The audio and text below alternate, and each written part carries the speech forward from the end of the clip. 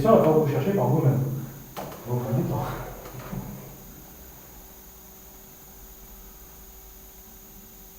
Tout compris, pas choqué, nickel, oui, j'ai toujours su. C'est vrai qu'en fait, vous avez toujours su. Vous avez déjà toutes les réponses en vous. Mais on est toujours en train d'aller dire, oh, tu peux pas me donner un conseil, comme tu ferais à ma place. Mais je peux pas être à ta place. Je suis pas dans ton monde. Comme dans Inception, on partage un rêve. Je suis pas dans ton rêve, j'ai mon propre rêve. C'est pour ça qu'on dit que les conseillers ne sont pas les payeurs. Parce qu'ils vont donner un conseil en fonction de leur perception, de leur monde à eux, de ce qu'ils fabriquent en eux. Ça ne correspond pas à votre réalité. Et bien pour la religion, c'est pareil. L'expérience d'un autre restera toujours l'expérience d'un autre. Morpheus explique bien à Néo, je ne peux que te montrer la porte, il t'appartient de la franchir. On ne peut pas amener un cheval à bord de l'eau, on peut juste lui montrer qu'il y en a. Après, chacun est créateur. Mais pour pouvoir avoir le choix, il faut déjà savoir que ça existe. C'est pour ça qu'on a créé ce genre de choses. Parce que beaucoup de gens n'en ont pas la moindre idée. Et on dit bien, vous voyez des aveugles, le borgne roi. Donc en entendant parler déjà, bah tiens, je veux bien borgne, je vais mieux qu'aveugle. Puisqu'on ne sait pas que les choses nous manquent, tant qu'on ne nous a pas montré qu'elles existent. Après, vous savez. À vous de voir, à vous de faire, à vous de créer votre vie. Parce qu'il y a une bonne et une mauvaise nouvelle. Ouais. Vous préférez laquelle en premier? Mauvaise. La mauvaise nouvelle? Je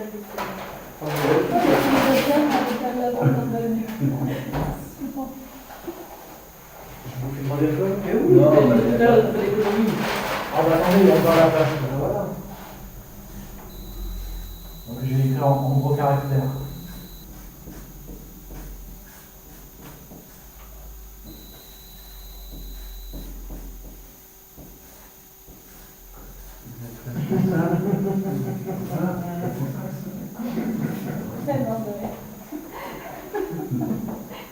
Vous avez demandé la mauvaise nouvelle? Ah, ça Mais je vous rassure, c'est la bonne aussi. Responsable quoi? N'est-ce pas? C'est déjà pas mal. Qui nous arrive. Pourquoi ça m'arrive à moi? Parce que tu l'as créé. D'ailleurs, c'est ce qui fait la grande différence entre l'ego et l'âme, le langage de l'ego et de l'âme. Il y a une tuile qui vous arrive, ou une suite de tuiles, mais pourquoi ça m'arrive? Ça, c'est l'ego. Bah, tu sais. Ah, mais. Putain, mais c'est à cause de lui, ça. C'est à cause de lui. C'est lui qui m'a mis dans cette mise. Ça, c'est. Et l'âme à côté, je change de place, je fais l'âme. Ah, il y a une tuile qui m'arrive. Comment j'ai pu attirer ça à moi? Quelle leçon j'ai attiré de ça? C'est une chance d'évolution, je vais en profiter. Vous voyez, bien-le. C'était pour Marc du coup. Vous voyez bien la différence? Mais l'âme, la magie, c'est en dehors de la zone de confort. Si vous élargissez pas votre zone de confort en vous ouvrant à l'inconnu, mais avec votre sens critique, c'est ça votre gardien. Parce que justement, quand on s'ouvre, on a de tout. Il y a ceux qui ont déjà expérimenté le chemin, qui veulent vous duper, il y a ceux qui se trompent, Non, votre chemin, il est unique. Personne ne peut le faire à votre place. Comme le chemin du monsieur, personne n'a fait à sa place, il l'a fait lui-même. Oui, il s'est trompé, hein. Il apprendra par l'erreur. Comme on disait tout à l'heure, il faut bien tomber pour retrouver l'équilibre.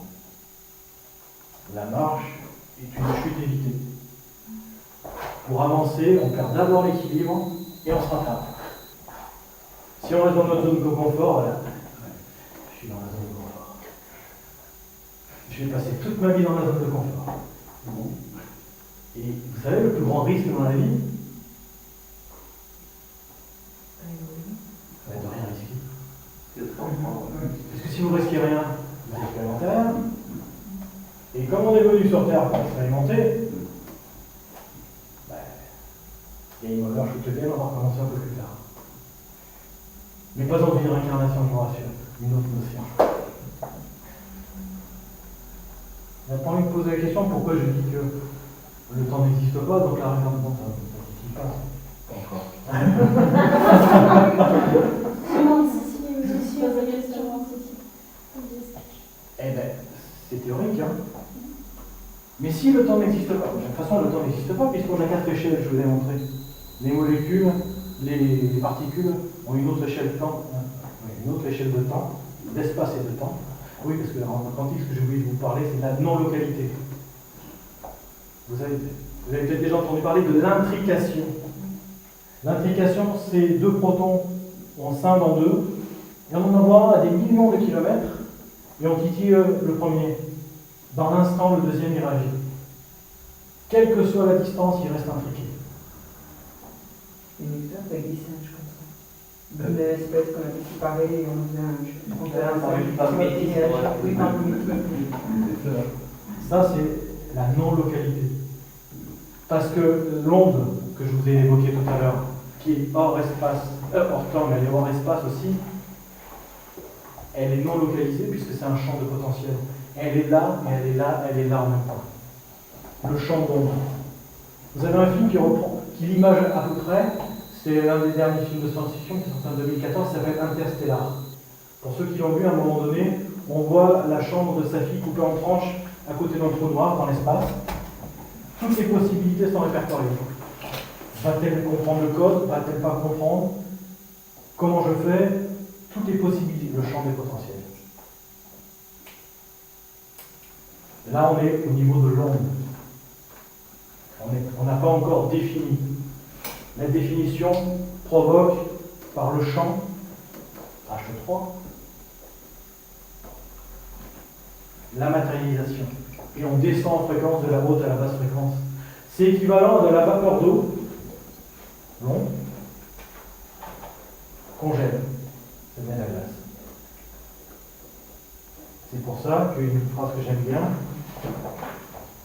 la matière est seulement énergie condensée à vibration lente. Énergie condensée, basse fréquence, vibration lente. Vous voyez ça tout à l'heure.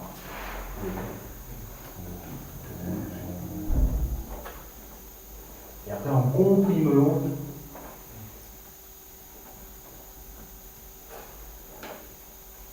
Et alors, si vous traversez une période dans votre vie qui est difficile, Et ça aussi, ça passera. parce que même si le sens c'est celui-là, on n'est pas conçu pour évoluer comme ça. Notre évolution, on peut faire que ça. C'est assez cyclique en fait. Et ça, c'est repris par la galaxie d'Hermès.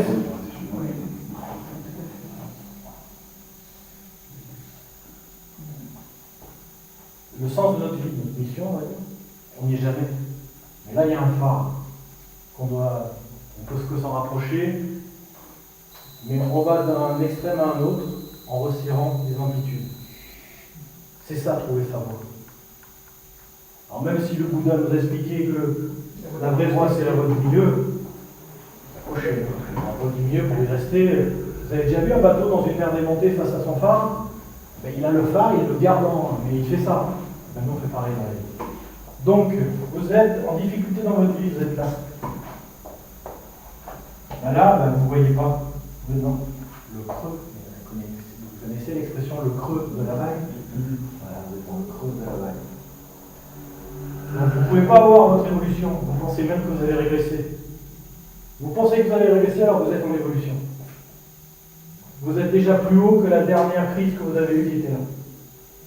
Mais ça, vous n'en avez pas conscience, puisque vous ne voyez pas derrière, vous ne voyez pas dedans, vous êtes concentré sur votre souffrance.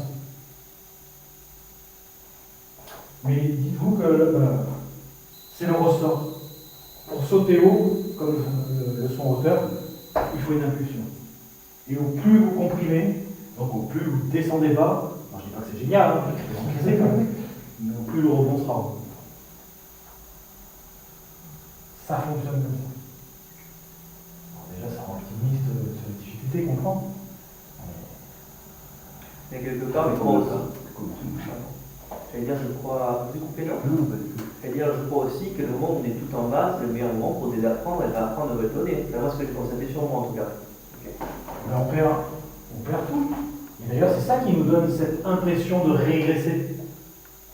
On a l'impression d'être reparti en arrière. Non, on est juste descendu plus bas, mais moins bas que où on était. Parce que même si c'est plus bas par rapport à cette abscisse, vu qu'on a eu une évolution importante, ben c'est toujours plus haut que la dernière fois. Et on évolue comme ça. C'est pour ça qu'il dans certains écrits, il est écrit que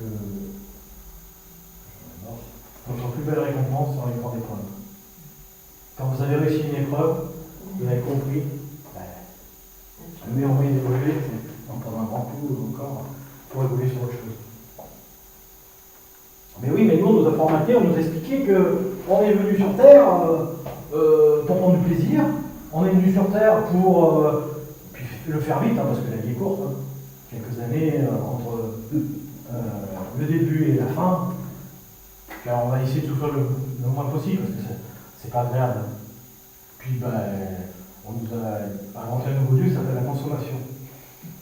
Consommez, vous serez heureux. Je consomme, je suis. Là, c'est même plus je pense, je suis. C'est je consomme, je suis. Et on va aller comme ça, on ne sait plus trop où, on voit bien que ça n'a nulle part.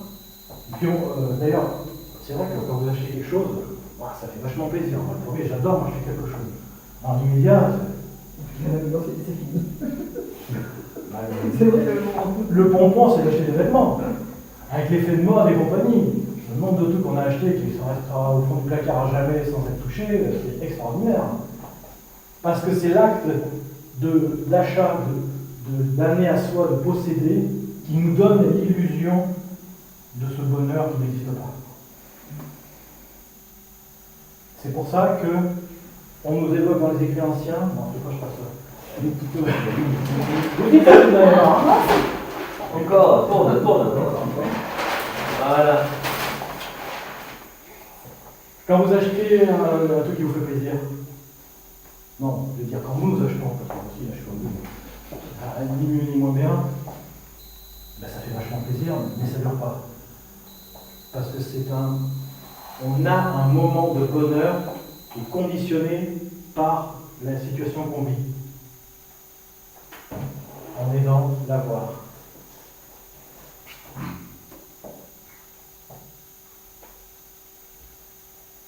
Et les écrits nous disent, le bonheur n'est pas le but, mais le chemin. Ah ouais, donc quand j'aurai la super maison de mes rêves, avec la super bagnole qui va bien, ben je serai heureux, non ? J'aurai un moment de bonheur. Mais je peux être heureux le temps que j'évolue pour l'atteindre. Parce que là, on n'est plus dans l'avoir et dans le conditionnel. Et comme disait Einstein, le être avec un grand E. Moi, j'avais mis une lettre des majuscules ensuite derrière. Donc ils sont tout simplement en train de nous dire, et là c'est sans condition, quel que soit ce qui arrive, on n'est plus dans le conjoncturel, on est dans le structurel, je structure ma pensée pour être en état permanent de bonheur. C'est un état d'être qui ne dépend pas de l'avoir. Alors vous avez un film un peu délirant, mais qui est dur en même temps, que vous avez peut-être vu, il y a moins d'un temps, ce film s'appelle La vie est belle. Benito Bellini. Ouais. On se dit quand même, le mec, lui il est en état, alors qu'il va crever, quoi. Il est dans un camp d'extermination nazie, quoi. Mais inconditionnellement, il se maintient au moins pour son enfant, qu'il veut préserver à coûte que coûte, même s'il existe à la fin, cet état d'émerveillement. Laissez venir à moi les enfants. Gardez votre regard d'enfant d'émerveillement. Nous ne savons rien. Découvrons. Nous savons que dalle. La preuve, on est scientifique. Oh, t'as vu tout ce qu'on sait? Ah ouais, on ne l'a pas dit, mais c'est 5%. 95% nous échappent, mais allègrement. Et alors, on a construit un super méga canon là, de 27 km. On va essayer d'en découvrir un peu plus de monde. Comment voulez-vous découvrir de l'infini, de l'illimité de hors espace-temps avec des sens limités, 5 sens physiques?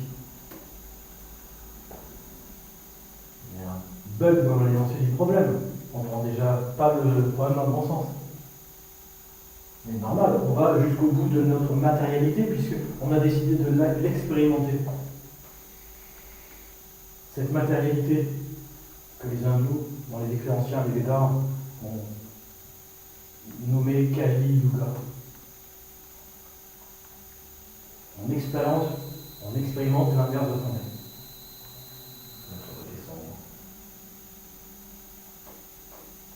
Mais c'est nécessaire. Et pourquoi c'est nécessaire?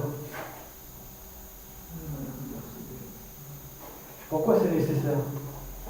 Parce que les choses existent par comparaison à leur opposé. Avant de faire ce que je fais, j'avais suivi une formation très à la mode actuellement, c'est l'isolation thermique des bâtiments. Avec les nouvelles réglementations, on va changer les fenêtres, on va isoler, machin. Vous voyez, un truc très concret. Et puis on va prendre dans cette formation, j'étais encore très basique à l'époque, on m'intéresse, et on apprend, on isole pour ne pas avoir à chauffer. Oui, ça c'est bien, c'est un peu l'objectif. Mais c'est quoi chauffer? Ça met des calories. Ah. Pour pas avoir froid, parce que le froid en fait c'est l'absence de calories. Ah mais non, dites donc, on est déjà dans la métaphysique. Vous êtes en train de me dire, dans l'isolation, le froid n'existe pas, c'est juste l'absence de calories. Le froid n'existe pas, c'est juste l'absence de chaleur. La chaleur, c'est la compression moléculaire. Le froid, c'est l'éparpillement. D'ailleurs, je ne sais pas si vous connaissez le principe de la climatisation. Vous avez un compresseur qui est d'un fluide, comprime les molécules de ce fluide et produit de la chaleur. Et oui, on produit du froid à partir de la chaleur. Il faut le faire quand même, hein, vous vous rendez compte? La première fois qu'on m'a expliqué ça il y a 10 ans. Oui, mais bien sûr. Et la maman, moi je suis quand même. En plein cagnard, je mets du chaud pour avoir du froid. Oui, parce que tu comprimes les molécules et d'un coup, tu as un appareil qui s'appelle le détendeur qui les éloigne très instantanément. Et c'est cette réaction instantanée qui crée ce froid. Cette disparition instantanée de molécules, de chaleur, de calories. Donc voilà, on était en train de m'apprendre qu'on isole pour ne pas chauffer, donc pour ne pas avoir à rajouter des calories. Donc pour ne pas avoir à rajouter, il faut éviter de les perdre. Donc il faut garder un certain nombre de molécules et de resserrements moléculaires par l'isolation thermique du toit, des fenêtres, enfin tout ce qu'on connaît, en les gardant et garder les calories que nous, parce que nous en tant que corps, on émet les calories. Et tout ça dans les passoires thermiques, comme on les appelle, ça fout le camp à l'extérieur. Et le pompon, c'est ça. Le chauffage de la fenêtre. Regarde, vous chauffez autant l'extérieur que l'intérieur. D'ailleurs, les caméras thermiques, vous verrez, les images, le mur il est rouge, alors tout autour des 24 ans, c'est top. Le truc, j'ai dit, mais dites donc, on est quand même vachement de découvert, on est déjà en métaphysique, là. La chaleur, le froid, c'est l'absence de chaleur. Ah, bah dis donc. Ah, les écrits anciens, ils nous disent que l'ombre est l'absence de lumière. Ah, il y a des similitudes. Lumière, chaleur, absence. Bah, l'ombre n'existe pas, alors comme le froid n'existe pas. C'est juste l'absence. Mais c'est utile pour savoir qu'on existe. Pourquoi? Et d'ailleurs, certains philosophes l'ont bien expliqué. Être, bon, j'aurais pu partir de là. Être.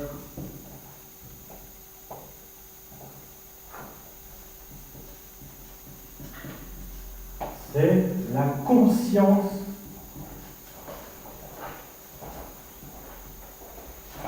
d'être. C'est quoi ce truc?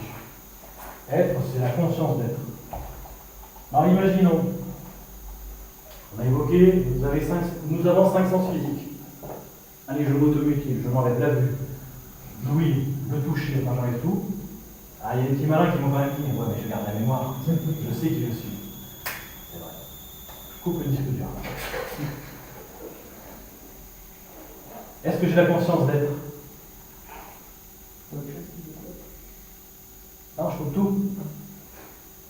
j'ai la conscience d'être? Théorie, non? Non, ça c'est même de la pratique. Non, je n'ai pas la conscience d'être. La théorie, ça sera plus. Eh oui, si je n'ai pas la conscience d'être, est-ce que je suis? Non plus. Non, mais le cerveau. Ben non. Ça nous ramène. Être, c'est la conscience d'être. Et je suis par rapport à mes perceptions. Mais comme on nous limite à nos 5 sens en termes de perception, ben quand on les perd, on n'est plus. Mais d'autres ont développé on pourra tous développer, hein, en élargissant notre champ de conscience, des perceptions extrasensorielles, hors des 5 sens physiques, parce que nous avons d'autres sens. On ne peut pas les citer, l'intuition, l'imagination. Voilà. J'ai une image, mais je ne vais pas la chercher, ça.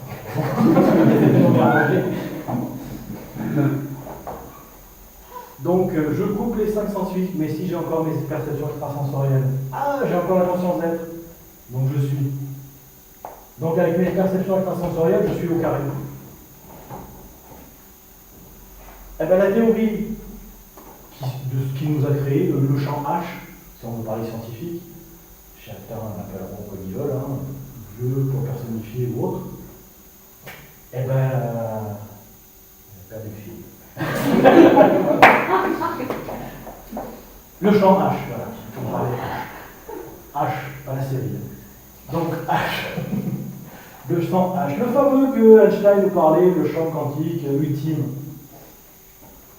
Eh bien, ce champ H, ben, dites-vous qu'il a eu la même problématique. Parce que c'est vrai, pourquoi avoir besoin de créer tout ce chantier?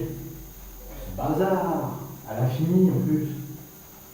Pourquoi avoir besoin d'expérimenter la dualité pour atteindre l'unité en passant par l'infinité du temps, non, de l'espace? Bon, je vois que personne ne m'a repris, donc vous ne suivez pas vraiment. Moi, je me demande juste pourquoi t'écris les lettres à l'envers, en fait. T'as pas dans le bon ordre, c'est tout. Si, c'est un bon ordre. Oui, non, mais il a commencé par le D, est-ce qu'il parle U? Oui, non, mais il manque le E là. Le départ pour atteindre l'avenir en passant par Je comprends plus, moi. Je reprends.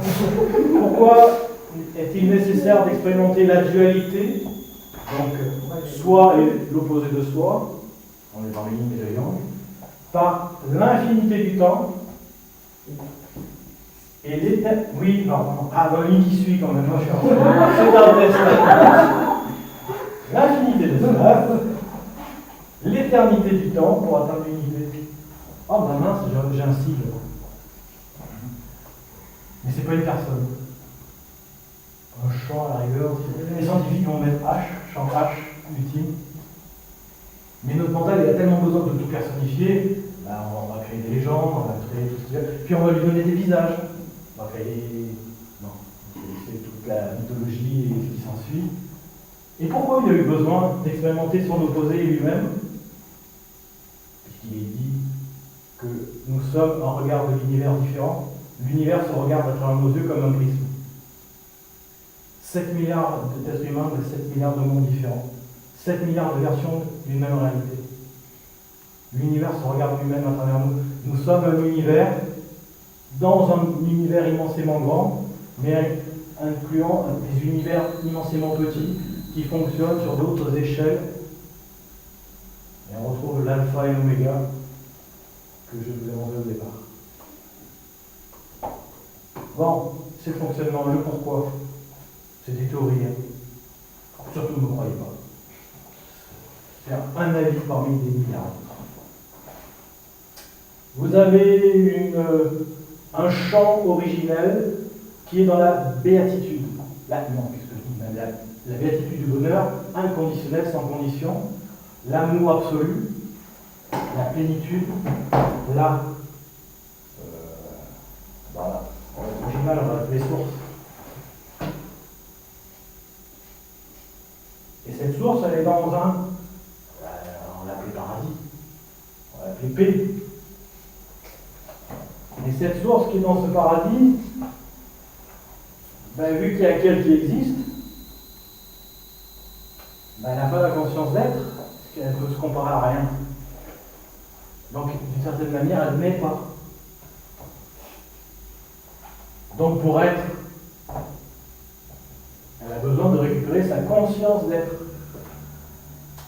Et comment récupérer sa conscience d'être si ce n'est d'expérimenter, donc de créer son opposé, son absence?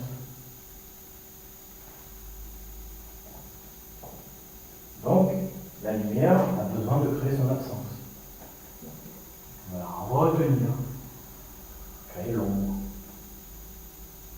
Et on crée la dualité, très bien représentée par le yin et le yang.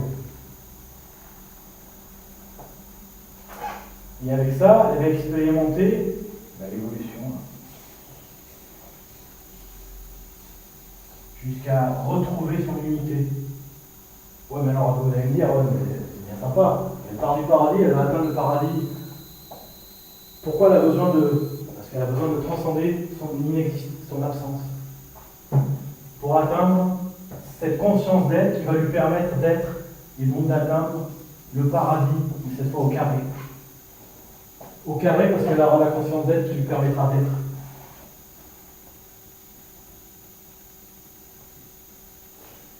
C'est une théorie. Ce que j'allais dire, c'est théorique là. Hein? Ce que j'allais dire, c'est très théorique. Non, absolument, on va connaître la source. On peut difficilement la percevoir. C'est une explication par une lumière d'autres. Voilà. Moi j'ai un autre dessin intuitif, mais je ne sais pas si vous devez aller plus loin. Lâchez-vous. Si vous lâchez, vous allez pour la soirée. C'est pas grave. Peut-être que tu dois peut-être faire une petite pause et que ceux qui veulent aller plus loin peuvent rester. Ah ouais. Parce que là, ça fait déjà plus d'une heure et demie qu'on a repris, c'est comme vous voulez. Ah, j'ai eu peur qu'ils disent c'est déjà 1h30 du matin. Non, non, Ah, il fait la place de Non, ça va. Oh, mais il est que 18h. On va commencer à 14h. Non, c'est juste que là, ça fait plus d'une heure et demie, c'est pour ça qu'on dit que tu veux le temps que tu veux. On est en Je vais regarder bien. Tu gardes les chaud.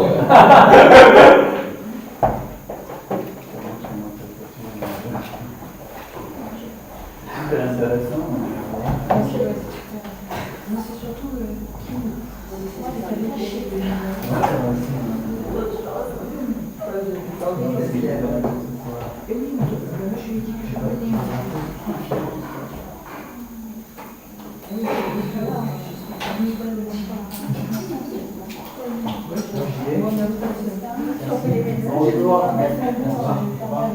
Au revoir.